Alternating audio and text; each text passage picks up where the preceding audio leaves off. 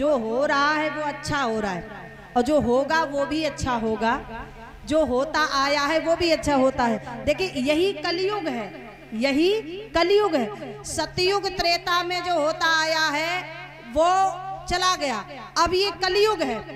इस कलयुग में, इस कलिकाल में अगर धर्म नहीं होता, अगर सत्य नहीं होता, तो आज आप यहाँ बैठ करके ये बात बोल भी नहीं पाती। समझ रहे हो ना? अगर धर्म नहीं जीवित होता, अगर सत्य जीवित नहीं होता, तो आज आप इतनी तेज ऊंची आवाज उठाकर बोल भी नहीं पाती। ये उसी की देन है ठाकुर जी की, जो आप आज बोल पा रही हैं। समझ रहे हो ना? ये ठाकुर जी की ही देन है कि आप आज अपने दिल की भड़ास निकाल पा रहे हो, ये उन्हीं की कृपा है। और जो आप ये कह रहे हो कि गांव गांव में क्या हो रहा है, ये ठाकुर जी से पूछो, तो मैयाओ ये कलयुग है। अगर कुछ नहीं होगा तो फिर पंडाल में आप बैठे क्यों हो? हैं भाई, जब आपको मालूम है कि कथा से कुछ नहीं होगा, गांव गांव कथा होती है, ठाकुर जी से पूछो कुछ नहीं होगा, तो पंडाल में बैठने क्यों आई? गर्मी में आराम से अपने घर में सो पड़ करके। भाई क्या मतलब है बैठने का? जब आपको सब मालूम है कि कुछ नहीं होगा, तो फिर क्यों समय बर्बाद करना? भाई ये तो पागल हैं जो पंडाल में बैठे सुन रहे हैं। आपको सब मालूम है पहले से, तो आपको पंडाल में नहीं आना चाहिए। जो आया है उसको आने दो, आप घर में बैठो। आपको पहले से सब दिख रहा है, क्या होगा क्या नहीं होगा, तो सब आने की कोई जरूरत नहीं पंडाल में। भाई जिसे नहीं मालूम है वो आ रहा है, जिसे मालूम है वो काहे को टाइम बर्बाद करेगा गर्मी में? ऐसी तपकती धूप में बैठ करके टाइम क्यों बर्बाद करे, अपने घर में बैठेगा। जो हो रहा है माता, ये एक ठाकुर जी की ही मर्जी है। बिना उनकी मर्जी के एक पत्ता तक नहीं हिलता। कोरोना का समय आया था, दुनिया में न जाने कितने मर गए। आप जीवित क्यों हैं? आप जीवित क्यों हैं?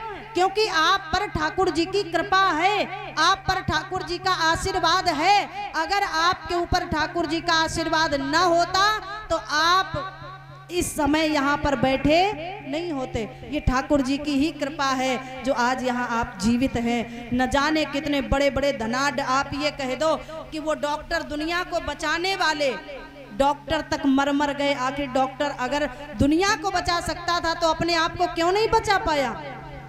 अपने आप को भी बचा सकता था। करोड़ों संपत्ति भरी थी लोगों के घर में, पर एक श्वास नहीं खरीद पाए, एक सांस नहीं खरीद पाए।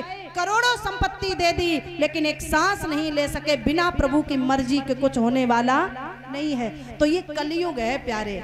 इस कलयुग में इतना पाप होगा जो आप चिल्ला चिल्ला कर कह रहे हैं ना, देश में ये हो रहा वो हो रहा है और गांव गांव ये हो रहा है। ठाकुर जी से पूछो मैया, यही कलयुग है। अभी तो कुछ नहीं हो रहा है, अभी तो यही सुनने को आ रहा है कि उस गांव में 15 साल की बेटी से दुष्कर्म हो गया, उस गांव में 10 साल की बेटी से दुष्कर्म हो गया। अभी वो कलयुग आएगा कि बाप ही अपनी बेटी के साथ दुष्कर्म करेगा।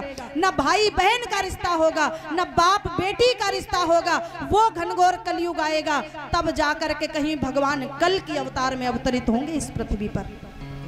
अभी तो आप यही देख रहे हैं। अभी आने वाले समय में वो समय आएगा मैया कि आप पता नहीं तब तक आप जीवित होंगे कि मर जाएंगे, कोई पता नहीं। ऐसा समय देखना पड़ेगा।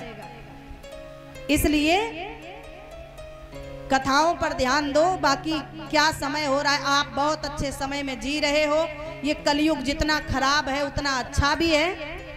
कलयुग केवल हरि गुण गाहा।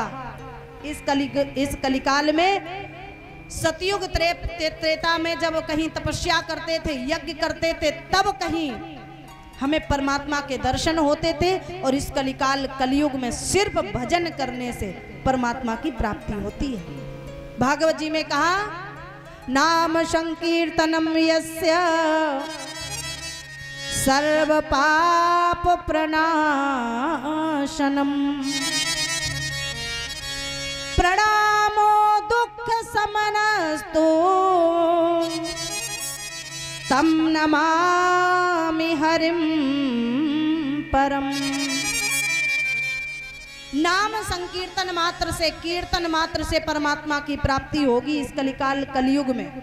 जो दुष्ट हैं उन्हें उनकी दुष्टता करना आदत है। आप संत हैं, आप भक्त हैं, तो आपका स्वभाव है, आप जो करेंगे वो आपको मिलेगा। जो दुष्ट प्रवृत्ति का करेगा उस दुष्ट को उसे भुगतना पड़ेगा। ये कलिकाल कलयुग है प्यारे, यहाँ भजन मात्र से परमात्मा की प्राप्ति होगी।